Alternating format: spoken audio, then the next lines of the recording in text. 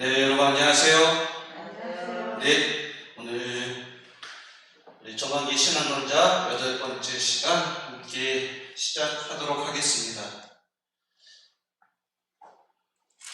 네, 다 함께 시작기도 함께 바치겠습니다. 성부와 성자와 성령의 이름으로 아멘. 성경 안에서 우리를 친절히 만나주시는 아버지, 넘치는 성령의 빛으로 제 눈을 열어주시어 당신의 빛을 보게 하시고 제 귀를 열어주시어 당신의 말씀을 듣게 하시며 제 마음을 열어주시어 당신의 생명을 받아 안게 하소서. 그리하여 말씀의 신비가 얼마나 높고 깊은지 깨달아 알고 인간의 모든 지식을 초월한 그리스도의 사랑에 대한 뜨거운 감동으로 제 모든 일상생활 가운데 기쁨과 당신의 능력이 빛나게 하여 주시며 저의 모든 형제들과 함께 당신의 영광을 찬미하게 하소서. 아멘. 성부와 성자와 성령의 이름으로 아멘.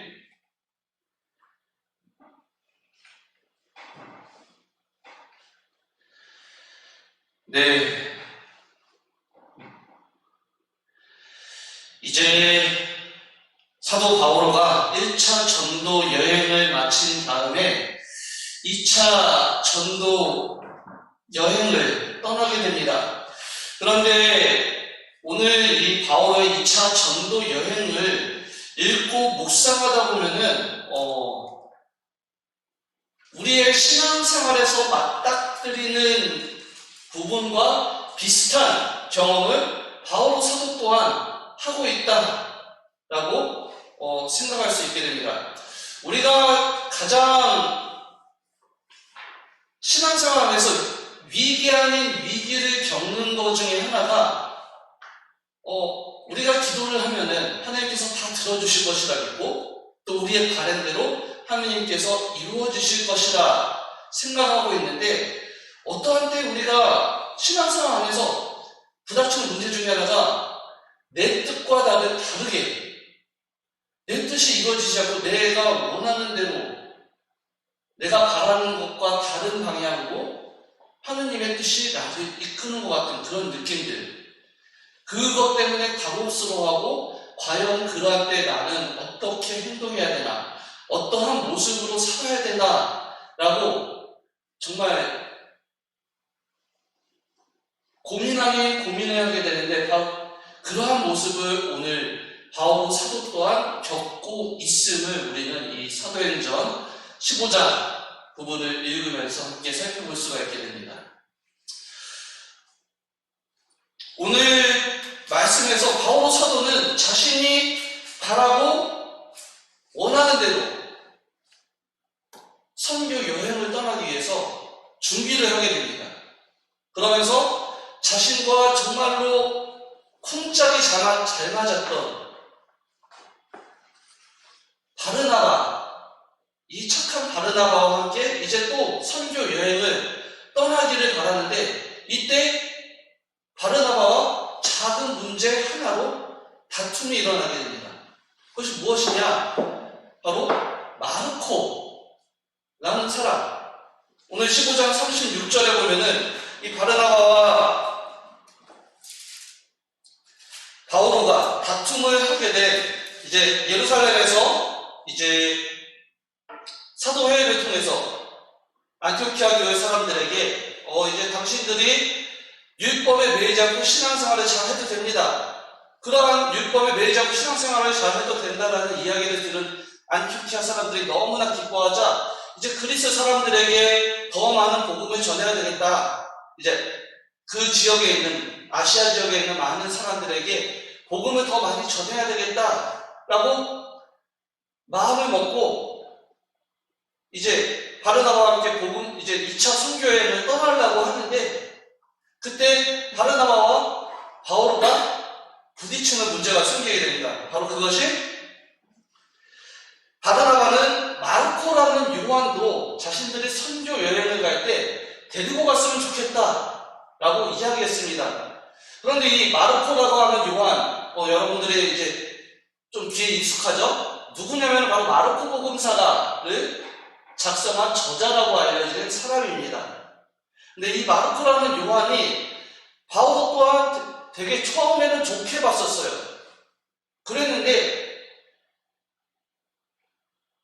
바르나바와 이제 안티오키아 지역에서 이렇게 복음을 선포하러 왔을 때 이 마르코라는 요한이 바르나바와 바오로를 남겨두고 자신들 곁을 떠나갔다라고 이전에 전해줍니다.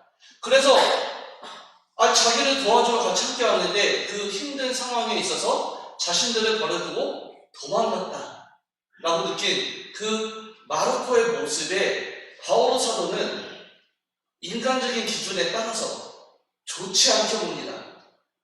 그래서 저 사람은 지금도 우리가 복음 선포에 바르나바 당신이 좋게 봤을지 모르겠지만 우리가 또 정말 힘든 복음 선포의 이 선교의 여정을 걸어갔을 때 마르코는 우리를 버려두고 또 도망갈 수 있는 사람이다. 그에 대한 신뢰가 있지 않다. 라고 바오로는 그렇게 생각하면서 마르코를 데려가는 것을 반대하게 됩니다. 그러니까 바르나바도 자신이 정말로 이뻐하고 좋게 봤던 이 마르코를 꼭 이 요한을 데려가고 싶을 때 바오로가 반대하니까 그렇다면 나는 당신과 뜻을 같이 함께 할 수 없어. 우리 서로 따로따로 갈라져서 복음을 선포하기로 합시다. 라고 하면서 서로 갈라서기로 이야기를 합니다. 그래서 감정이 격해져서 정말 인간적으로 티격태격 바오로와 바르나바는 싸우기 시작합니다.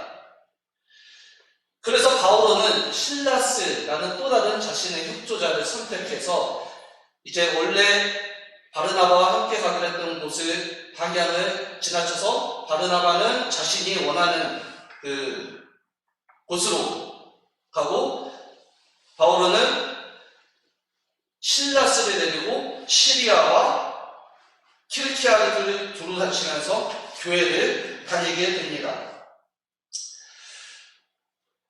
그런데 그때 바오로 사도는 또 인간적인 부분에 현실적인 상황과 함께 인간적으로 어려움에 부닥치게 돼요.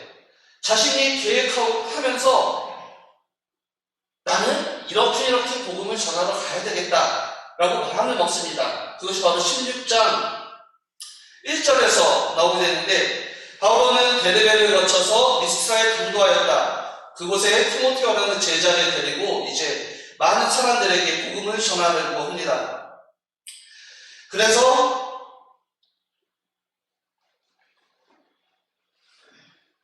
이제 티모테오와 함께 실라스와 함께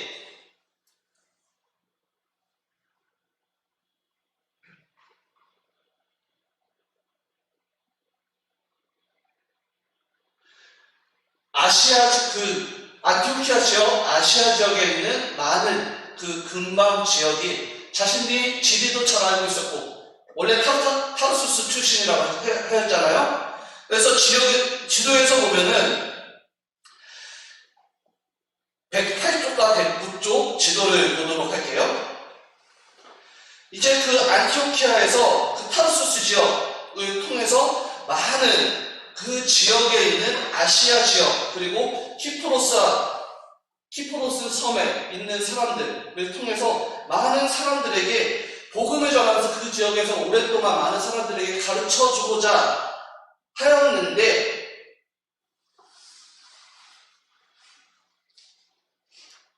예수님의 영께서 그들이 가는 것을 허락하지 않으셨다라고 16장 7절에서 이야기하고 있습니다.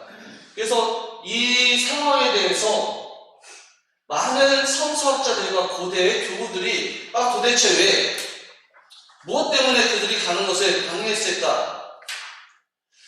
어떤 상황이 그들의 복음 선포를 그 아시아 지역에서 복음 선포 바로 바오로가 정말로 이 지역에 가면 나는 많은 신자들을 늘릴 수 있겠다라고 자신만만했을 거예요.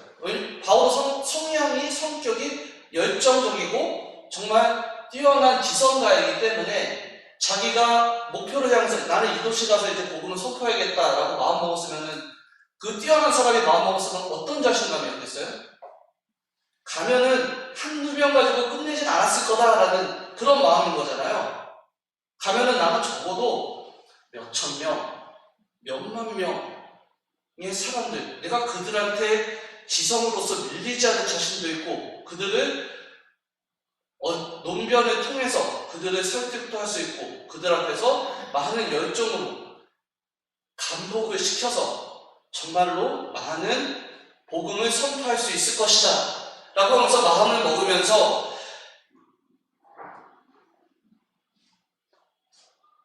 비타니아라는 지방으로 그렇게 가려고 했습니다. 그런데 예수님의 영께서 그들이 바울과 그곳에 가는 것을 허락하지 않으셨다라고 하는 것은 어찌 보면은 두 가지 측면에서 이렇게 묵상을 할 수 있게 돼요. 하느님의 뜻은 인간의 능력, 자신의 자신만만함에 맞춰져서 복음 선포하는 것에 맡겨져 있지 않고 하느님의 뜻에 따라 순명하는 삶이 필요함을 이 사도행전 저자가 드러내 보여주기 위해서 표현했다라고 할 수 있고 또 이면적으로 그 현실적인 방해의 요소들이 있었을 것이다. 알고 계신 것처럼 그리스도인들이 그 시대 안에서 박해를 받고 있었다라고 하잖아요. 동족인 유대인들에게. 그래서 바오로가 선교를 떠나는 곳마다 바오로의 성격 때문에, 바오로의 열정 때문에 항시 그 도시에는 분란이 많이 일어났습니다. 그런데 바오로가 그 지역으로 오겠다고 하자 그 지역에 있던 동료 그리스도인이나 아니면 다른 동족들이 혹시나 또 분란이 일어날까봐 바오로 보고 오지 말라라고 했을 수도 있다라고 그렇게 추측을 하는 사람들 또한 있었습니다. 그 안에서 이제 바울은 그러한 인간적인 부분들 때문에 자신이 목표로 한 그곳에 가지 못했다라고 낙심하고 있었는데 환시 중에 마케도니아인들이 나타나서 자신들에게 와주십시오 라고 하는 그 내용들을 환시로서 보게 됐다라고 전해줍니다. 그래서 바울은 자신이 계획했던 것에서 벗어나서 새로운 발걸음을 시작하게 됩니다. 바로 그리스를 향한 이제 복음 선포의 발걸음을 시작합니다. 그래서 그리스를 향하는 발걸음을 향하게 되는데 이 바울이라는 사람에 대해서 많은 복음의 내용들이 이 사도들이 전해주는 내용이 바울은 참 문제를 일으키고 다니는 사람이다 라고 많이 표현을 합니다. 그래서 그 열정 때문에 일부러 대사제들이 야 바울오, 야 사울 너 우리 앞잡이가 돼서 너 그리스도인들 잡아와. 우리가 다 칭찬해줄게. 네가 나서서 하면은 네가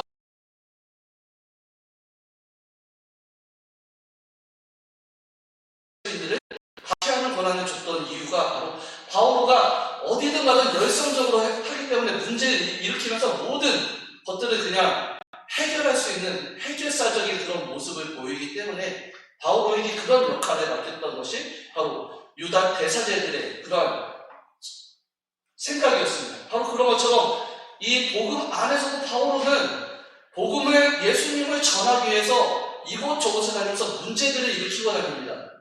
근데 그것이 정말 열정 안에서 예수님에 대한 열정으로서 보이는 모습 안에서 문제를 일으키게 되는데 바로 이제 필리피에서 하나의 문제를 일으키게 됩니다.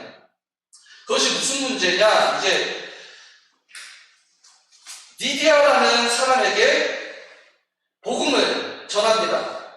그래서 온 세상 니디아에 있는 그 지역 필리핀에 있는 니디아라는 사람에게 복음을 전하면서 그 지역에 머무르면서 이제 그 지역, 필리핀 지역에 있는 사람들에게 복음을 전하는데 그 지역에 정말로 점을 잘 보는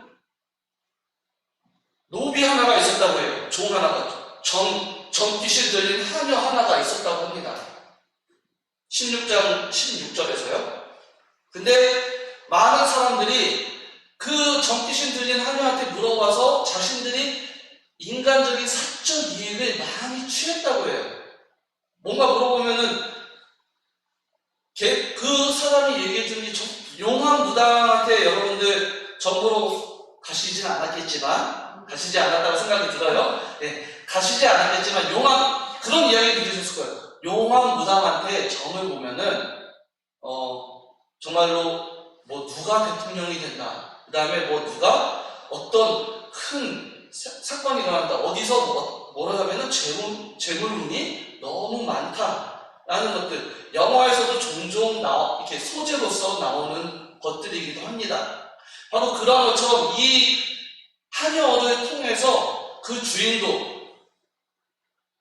다른 사람들이 물어보면서 그 하녀에게 점을 보기 위해서 주인에게 비용을 지불했겠죠? 그래서 재산적인 이익도 많이 했고 그랬었는데, 바오로가 그 하녀를 만나서 그 하녀에게 붙어있던 점귀신을, 악령을 쫓아버립니다.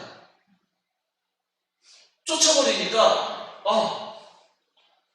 이제 이 하녀를 통해서 내가 정말 많은 이익을 얻을 수 있던 이 주인은 화가 머리끝까지 난 거예요. 이제 하녀가 이제 남들에게 점을 가지지 못하니까, 남들의 미를 맞춰줄 수 없으니까, 그래서 바오로에 대해서 악한 마음을 품습니다. 그래서 바오로를 고발하게 됩니다. 사람들이 선동해서 바오로를 고발합니다. 그래서 바오로와 신라스를 붙이고 광장 앞에서, 그리스 문화에서 이제 광장이라고 하는 것은 모든 사람들의 활동이 이루어지는 공간입니다. 그래서 그리스 문화의 특징은 광장에 많은 사람들이 모이고 그곳에서 논쟁과 언쟁이 벌어지고 또 학문적인 교류도 이루어지고 사람들과의 교류와 관계가 섞여지는 곳입니다. 그리고 행정적인 것도 이루어지는 곳입니다. 바로 그곳에서 사람들에게 이 바오로의 잘못된 모습을 사람들에게 설득합니다. 거기에서 그러면 공개적으로 이렇게 이야기하면은 그 사람은 이제 재판에 붙여서 감옥에 가둘 수가 있기 때문에, 그리스 문화에서. 그래서 바오로를 광장에 세워서 이 사람의 잘못한 점, 이 사람이 지금 어떠한 것들로 지금 우리를 현혹시키고 있고 우리에게 잘못된 가르침을 주고 있다 라고 하면서 바오로를 그렇게 고발합니다. 그래서 바오로는 그 종 주인의 고발로 감옥에 갇히게 됩니다. 그래서 이 감옥에 갇히면서 감옥 안에서 이제 자신들이 예수님의 이름 때문에 이렇게 핍박을 받게 된 것, 그리고 이런 고통을 받게 된 것에 대해서 두려워하지 않고 괴로워하지 않고 하나님께 감사드리면서 그 감사와 찬양의 기도를 드리고 있다라고 사도행전에서 전해주고 있습니다. 그런데 갑자기 그때 큰 지진이 일어나게 됩니다. 그런데 그 감옥에는 많은 죄수들이 갇혀 있었다라고 이 사도행전의 저자는 전해주고 있습니다. 근데 그때 바오로의 감옥에 갇혔던 많은 죄인들이 바오로의 이야기에 귀를 기울이면서 자신들의 잘못을 뉘우치고 우리가 어떻게 살아야 되겠구나라고 이제 그 바오로의 이야기에 많이 귀를 기울여서 회개하고 있었다고 이 사도행전 저자가 알려주고 있어요. 근데 그러면서 이제 하고 있는데 그때 이 감옥 간수가 좀 열심한 사람은 아니었나 봐요. 왜냐면은 죄인들이 갇혀있었는데 그 자리에 없었다. 근데 어디 갔다 왔었나 봐요. 땡땡이 치고 어디 갔다가 감옥에 왔는데 지진이 나서 깜짝 놀라서 어떡하지? 감옥에 막 달려왔는데 어떻게 됐어요? 지진 때문에 감옥 문들이 다 열려져 있어요. 그러면은 일반적인 사람 같으면 어떻게 생각할까요? 큰일 났다. 죄수들 이제 다 도망쳤겠구나. 내가 책임지고 얘네들 도망가지 못하게 지켜야 될 사람인데, 그러면서 낙담하면서 이제 목숨을 끊으려고 그럽니다. 그런데 그때 바오로가 간수 양반 이리 와보시오. 이야기를 들려줍니다. 여기에서 이제 우리가 살펴볼 수 있는 것은 법이라는 이 감옥이라는 곳은 세상의 논리, 법이라는 잣대로 그들이 죄인이다, 선인이다, 올바른 사람이다, 악한 사람이다 라는 것을 가르고 잘라내서 분리시켜서 가두어뒀던 곳입니다. 바로 그러한 세상의 논리와 다른 그리스도의 관점과 사랑이 그 자리, 바오로가 그 자리 안에서 복음을 전하면서 그 안에서 있게 되었다 라는 부분을 우리는 이 부분에서 살펴볼 수가 있게 됩니다.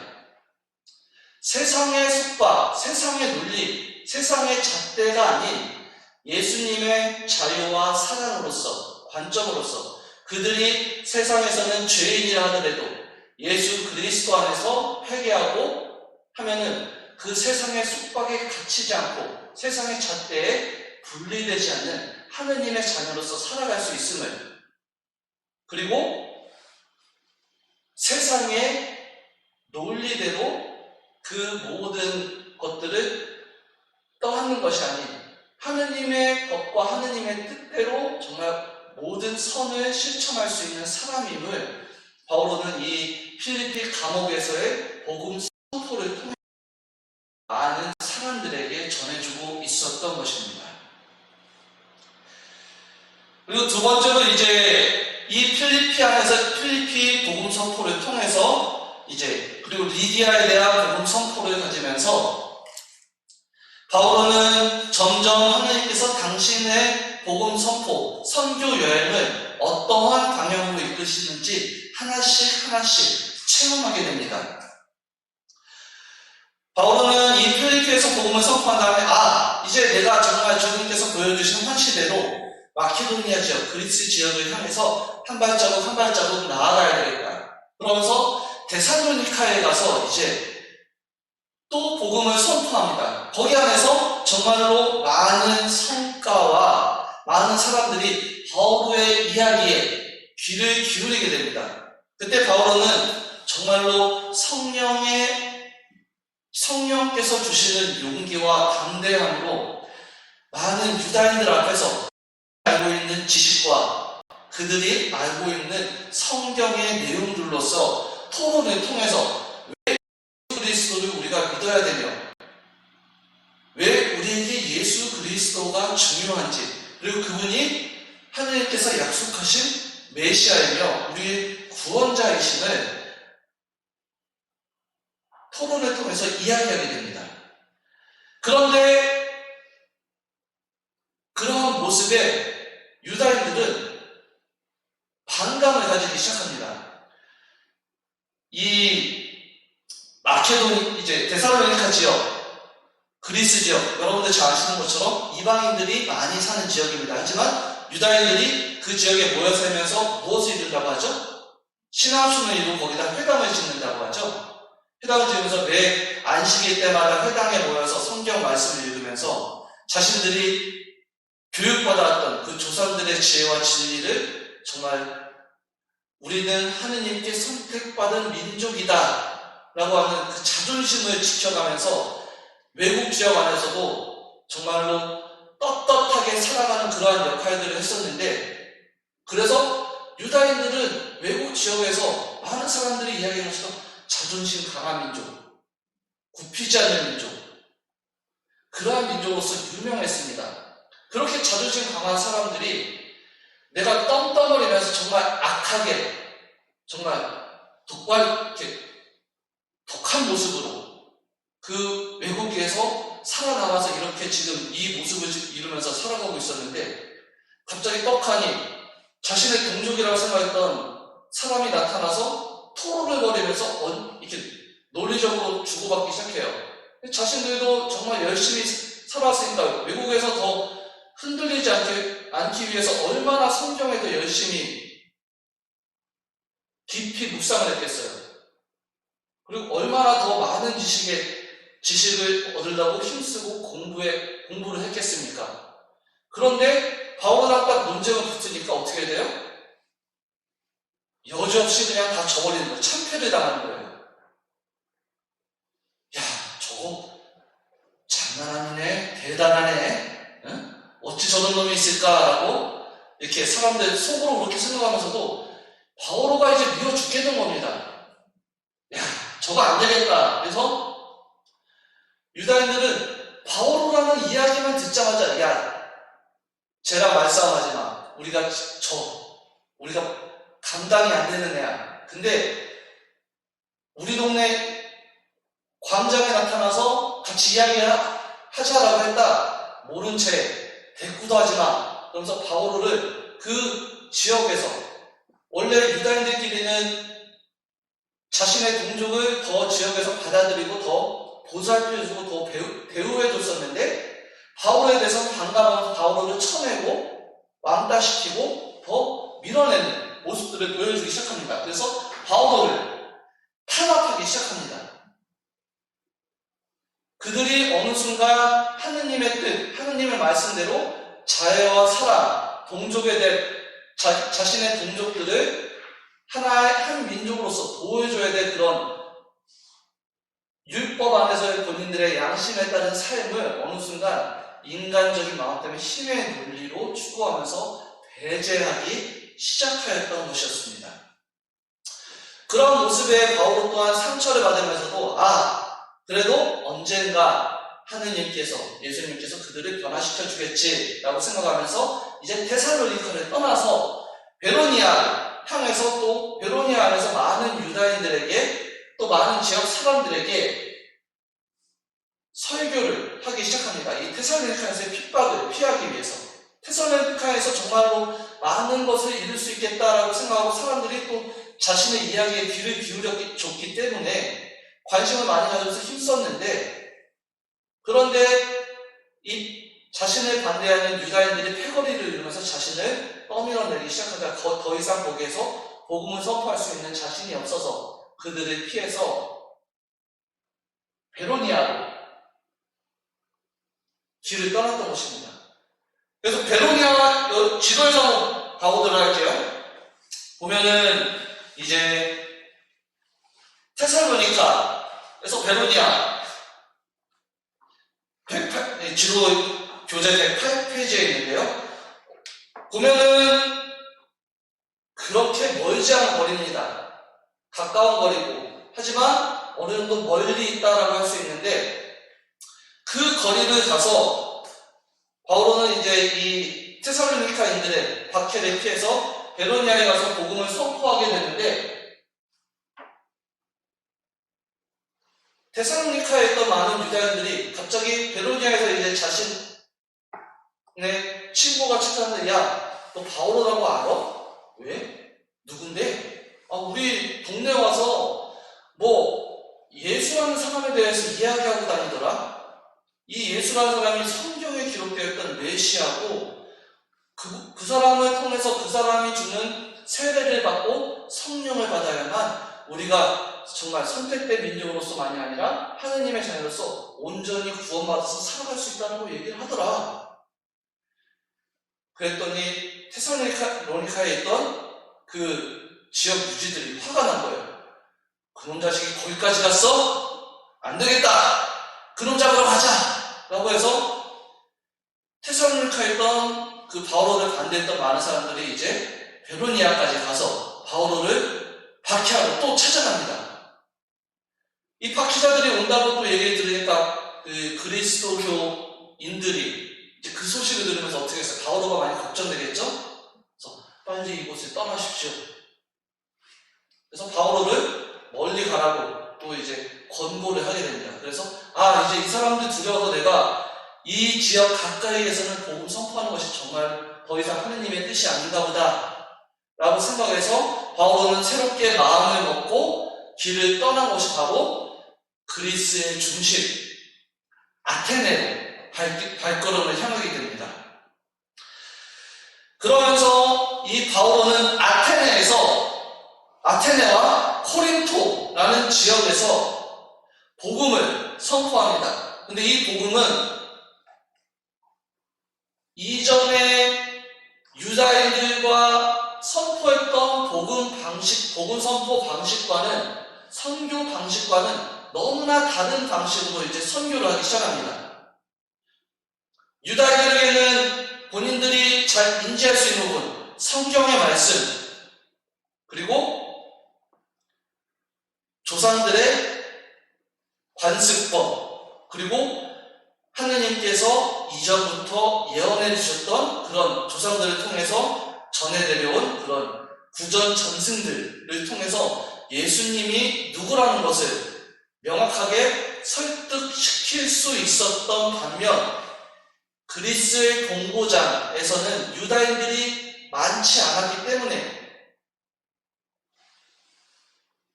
그들에게 자신이 전하고자 하는 하느님, 예수 그리스도가 누구인지 알려줄 필요성이 있었던 것입니다. 그런데 다른 면에서 바오로는 타르수스 출신이면서 그는 로마의 시민권을 지니고 있었다라고 말씀드렸잖아요. 그러면서 타르수스에서 로마식 교육 또한 받았던 사람입니다. 그리스식 교육. 그래서 그리스에 대한 학문도 알고 있었고, 그리스 문화가 어떠한 신들을 가지고 기도가 있었는지, 그리고 또 그리스도인들이 어떠한 방식으로 대화를 나누는지 그 방법 또한 잘 알고 있었습니다.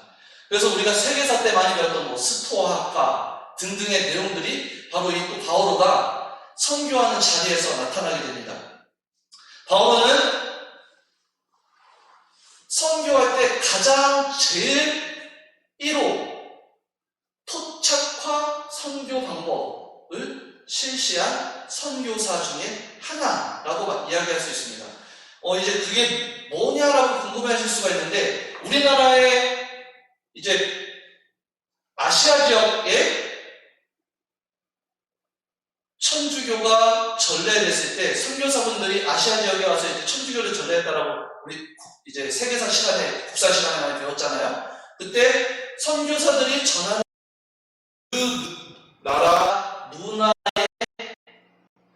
방식대로 천주교를 이해시키고 쉽게 설명해서 그들이 받아들일 수 있도록 해주는 그러한 방식의 선교 방법을 실시했습니다.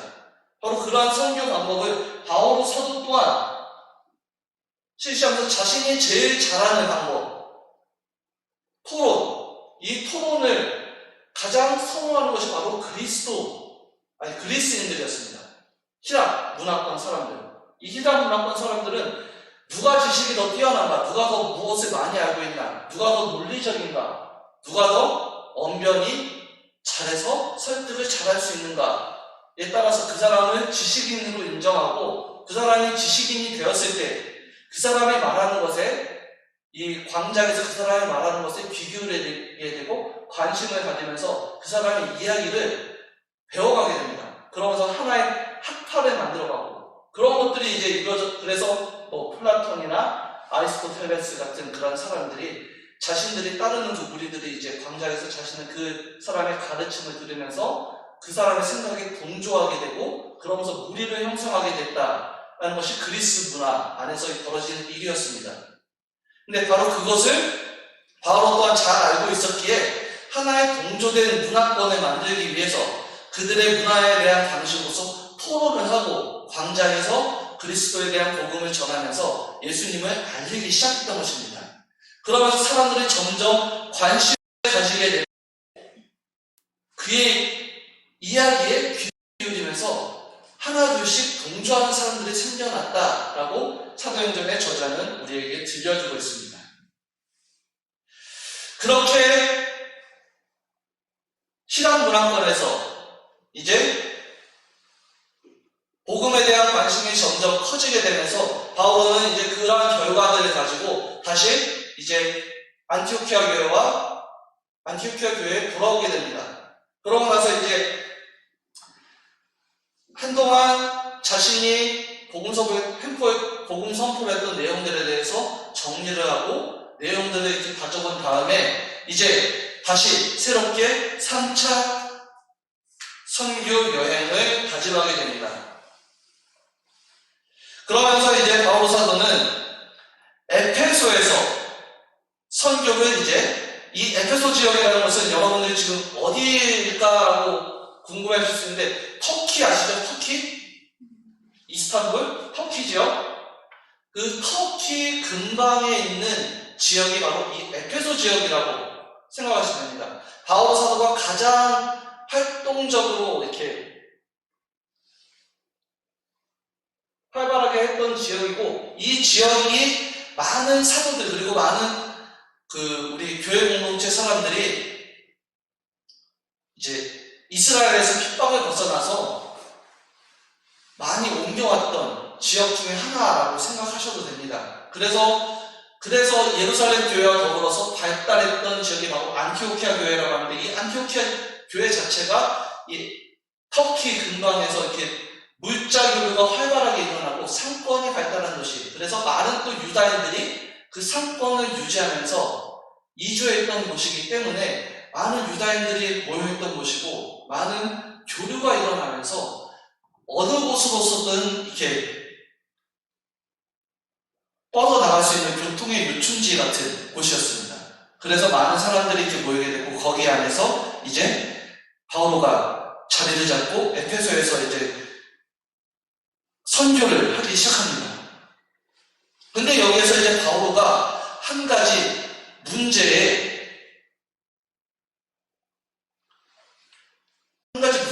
인지하게 됩니다. 이 아폴로라는 선교사를 만나게 됐다라고 전해줍니다.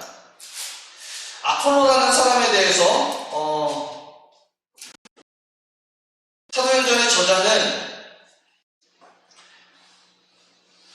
많은 공을 들여서 설명을 해요. 아폴로가 정말로 예수님을 직접 경험하지 않았지만 세례자 요한의 세례를 알고 있었고 자신이 성경 전반을 통해서 깨달은 말을 통해서 내가 직접 만나진 않았지만 전해 들었던 그분이 구세주이시구나 라는 것을 메시아이시구나 라는 것을 깨달아서 그 지역 사람들에게 전하고 있었다라고 합니다. 그래서 이 에페소 지역에 있는 많은 사람들이 아폴로의 가르침을 통해서 예수님을 알게 되고 전체적으로 예수님을 믿게 되었다라고 이야기해 줍니다.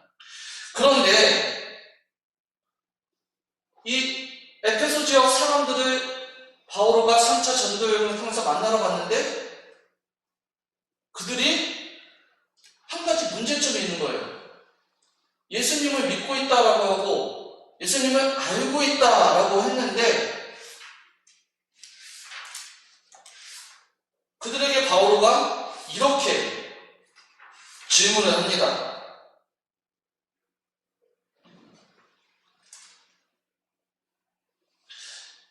19장 2절에서 바오로는 이렇게 질문합니다. 여러분이 믿게 되었을 때 여러분은 성령을 받았습니까? 바오로는 그들이 예수님을 어떻게 알게 됐습니까? 예수님을 어떻게 믿게 되었습니까? 아니면은 예수님이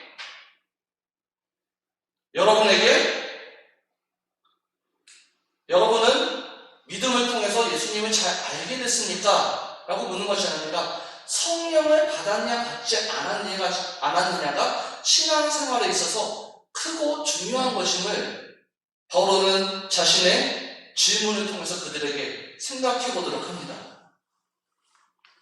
신앙생활에 있어서 중요한 것은 믿음도 필요하고 지식도 필요하지만 영의 이끌음 안에서 영의 분별과 영의 이끌음과 영 안에서 살아가려는 그런 모습들이 있어야만 참된 신앙생활이 주어질 수 있음을 바울은 이야기하고 있는 것입니다.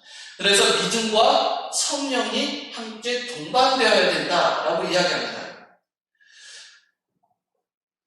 그러면서 바울은 영에 이끄는 세례를 받도록 많은 에페소인들에게 이야기합니다. 그런데 에페소에서 바오로에 대한 신드롬이 생겨나자 많은 사람들이 예수의 이름에 대한 신드롬, 바오로에 대한 신드롬에서 따라하기 시작합니다. 야, 바오로라는 애가 있던데 예수 그리스도의 이름으로 하면은 마귀 들였던 사람들이 그 마귀가 쫓겨나가더라. 병을 치유해받더라. 야, 우리도 한번 해보자.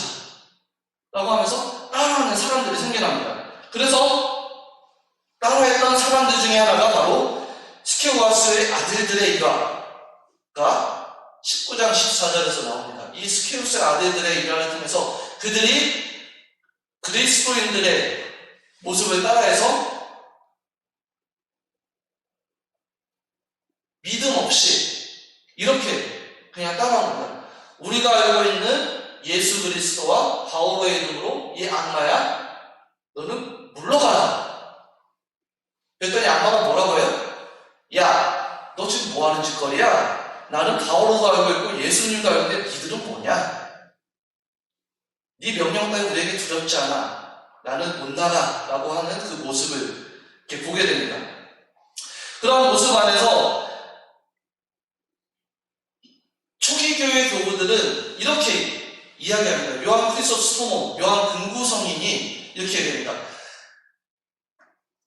모든 말씀에 권능이 담기기 힘이 있고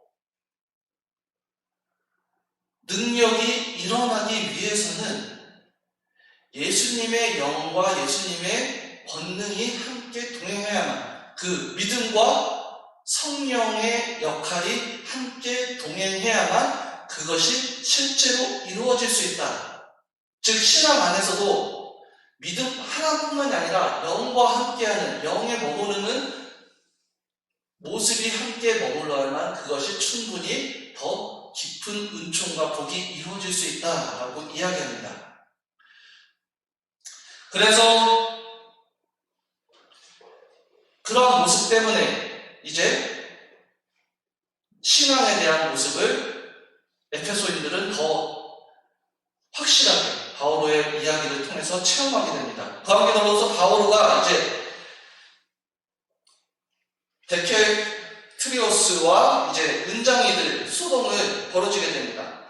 이 에페소라는 지역은 어떤 지역이냐라고 했을 때 그리스 문화권 안에서 그리스의 여러 신들 중에 아르테미스라는 미의 여신을 섬기는 지역이었습니다.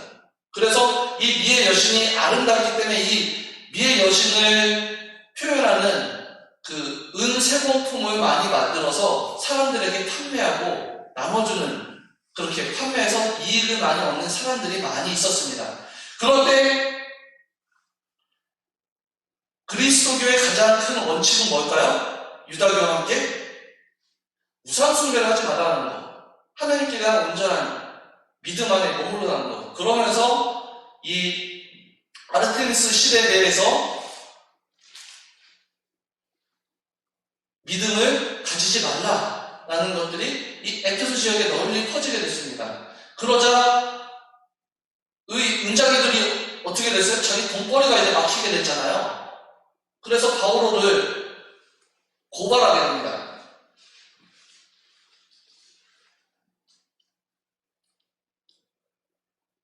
그래서 바오로가 고발당해서 이제 에페소에서 백인대장에게, 천인대장에게 붙잡히게 됩니다. 그래서 이 바오로가 붙잡히니까 어떻게 하게 되냐?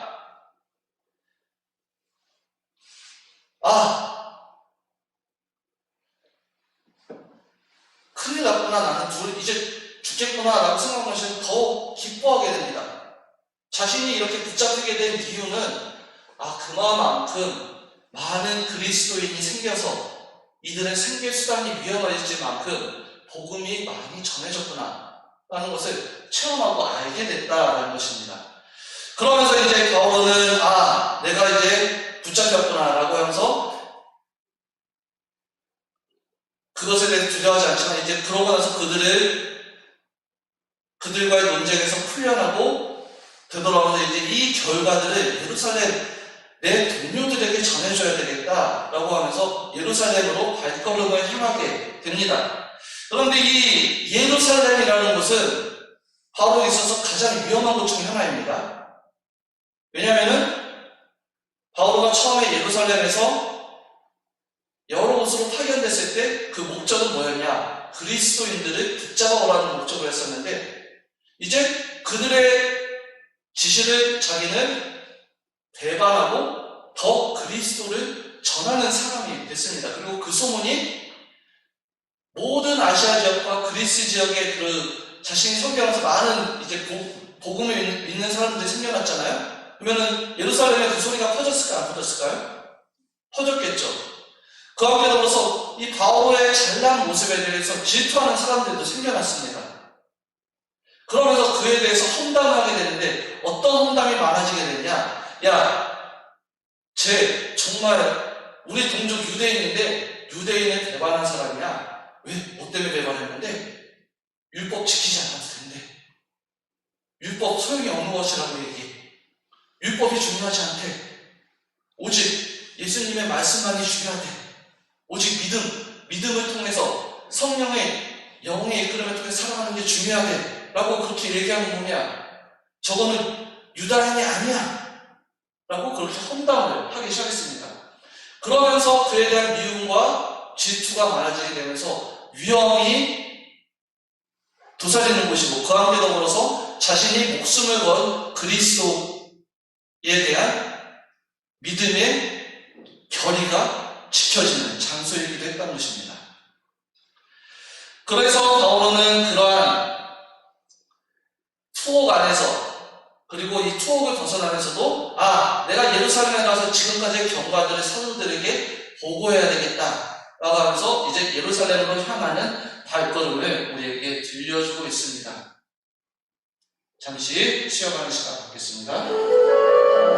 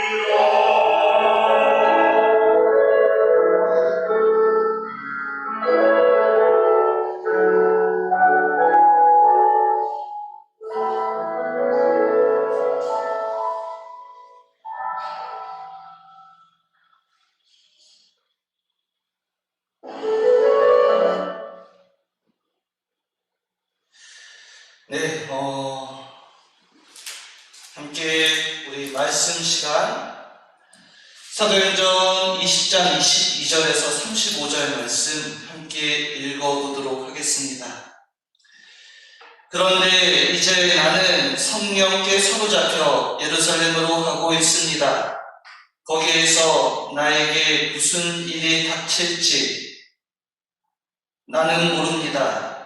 다만 투옥과 환난이 나를 기다리고 있다는 것을 성령께서 내가 가는 고을에서마다 일러주셨습니다. 그러나 내가 달릴 길을 다 달려 주 예수님께 받은 직무, 곧 하느님 은총의 복음을 증언하는 일을 다 마칠 수만 있다면 내 목숨이야 조금도 아깝지 않습니다. 이제 내가 두루 돌아다니며 하느님의 나라를 선포한 여러분 가운데에서 아무도 다시는 내 얼굴을 볼 수 없으리라는 것을 나는 압니다. 그래서 여러분 가운데 그 누구의 멸망에 대해서도 나에게는 잘못이 없다는 것을 나는 오늘 여러분에게 엄숙히 선언합니다. 내가 하느님의 모든 뜻을 무엇 하나 빼놓지 않고 여러분에게 알려주었기 때문입니다. 여러분 자신과 모든 양떼를 잘 보살피십시오. 성령께서 여러분을 양떼의 감독으로 세우시어 하느님의 교회, 곧 하느님께 당신 아드님의 피로 얻으신 교회를 돌보게 하셨습니다. 내가 떠난 뒤에 사나운 이리들이 여러분 가운데로 들어가 양떼를 해칠 것임을 나는 압니다. 바로 여러분 가운데에서도 진리를 왜곡하는 말을 하며 자기를 따르라고 제자들을 꿰내어는 사람들이 생겨날 것입니다. 그러니 내가 3년 동안 밤낮 쉬지 않고 여러분 한 사람을 눈물로 타이른 것을 명심하며 늘 깨어 있으십시오. 이제 나는 하느님과 그분 은총의 말씀에 여러분을 맡깁니다. 그 말씀은 여러분을 굳건히 세울 수 있고 또 거룩하게 된 모든 이와 함께 상속 재산을 차지하도록 여러분에게 그것을 나누어 줄 수 있습니다. 나는 누구의 은이나 금이나 옷을 탐낸 일이 없습니다. 나와 내 일행에 필요한 것은 이 두 손으로 장만하였다는 사실을 여러분 자신이 잘 알고 있습니다. 나는 모든 면에서 여러분에게 본을 보였습니다. 그렇게 애써 일하며 약한 이들을 거두어주고 주는 것이 받는 것보다 더 행복하다고 친히 이르신 주 예수님의 말씀을 명심하라는 것입니다. 이 말씀을 읽고 묵상하면서 함께 주님께서 우리 안에 오셔서 말씀을 나눌 수 있는 부분들을 함께 생각해 볼 수 있었으면 좋겠습니다. 제가 잠시 쉬어가는 타임으로 생활상을 중앙 바라볼지라라는 이렇게 노래를 들었는데 어찌 보면 사도 바오로가 2차 선교회, 3차 선교회를 통하면서 정말로 인간적인 한계와 부닥침, 괴로움, 어려움들이 있었는데 그러한 인간적인 한계와 어려움들, 상처, 모든 것들에 붙잡히지 않고 꾸준히 그 모습을 실천할 수 있었던 것은 바로 예수 그리스도께 대한 시선을 거두지 않고 영의 모습 안에 머물렀기 때문에 그 모든 것들이 가능할 수 있었다라는 것입니다. 우리의 신앙생활에 있어서도 지금 여러 가지 문제들, 인간적인 감정들과 어려움들, 괴로움들, 그리고 여러 현실적인 상황, 직분, 관계, 그리고 많은 모습들이 우리를 힘들게 하고 괴롭게 만들 수 있습니다.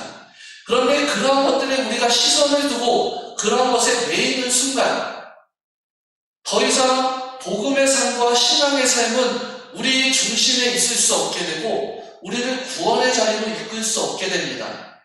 우리 공동체가 더 주님께 나아가기 위해서 더 충실히 하느님을 맞이하기 위해서는 인간적인 현실과 상황들, 괴로움들, 아픔들, 그 모든 것들이 내 앞에 놓여져 있더라도 또 그것이 나를 인간적으로 괴롭히고 힘들게 한다 하더라도 사도 바오로가 보여줬던 이 본의 모습, 자신이 지금 오늘 신자들에게 이제 예루살렘을 떠나면서 장엄하게, 근엄하게 자신의 이제 의지를 표현하면서 이 쓴 내용 안에서 이야기했던 것처럼 자신이 하느님께 대한, 예수님께 대한 마음에서 떠나지 않았으면, 그 충실히 하고자 굳건히 노력하고 있으면, 그리고 영 안에서, 성령의 이끌음 안에서 살아가고자 노력했음을 들려준 그 모습처럼 우리 자신들이 그런 모습들을 실천하고 행동할 수 있을 때